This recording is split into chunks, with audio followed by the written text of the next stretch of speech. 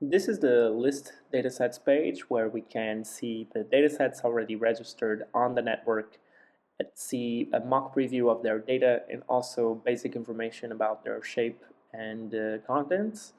And then here we show how you actually register a new dataset onto the domain nodes, the PySift domain node.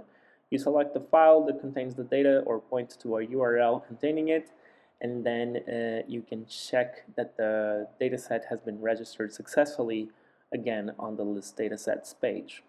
Next, we show the projects UI. Projects register or model the actual code requests to execute on our data. So here we see that we have a pending request to analyze some data. On the right, we can see the actual data that this request is targeting, and on the left, we have the details about who requested it and what the function they actually are trying to execute is. If we validate that this function is safe, we can execute it and see a real result, so see the actual result. And this result, this number, is the only thing the actual data user, so the person requesting this analysis, ever gets back. So they get to know this result, but they don't have to have access to the underlying data. Next, we see the users list. So here we can control and block pre-existing users, be them admins or data scientists. And we can also, in this page, create new users and provision credentials for them.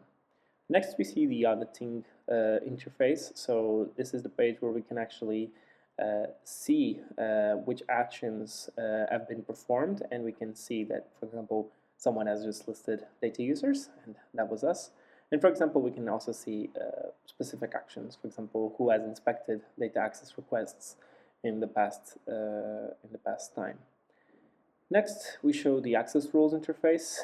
In this interface, we can actually define rules that are not automatically applied, but that allow us to, for example, model relationships that the hospital has already established with certain key and trusted researchers. For example, here we decided that that researcher can always have access to the COVID dataset, and a new request has been submitted by them to access the dataset, and the system is suggesting we approve it. We have to manually confirm this decision and apply it so that a human is always responsible for the actual approving process. And once confirmed, we can also verify that this project has been indeed approved by navigating to the projects page and checking that there is a new request there, but that it has already been marked as approved. So that is it.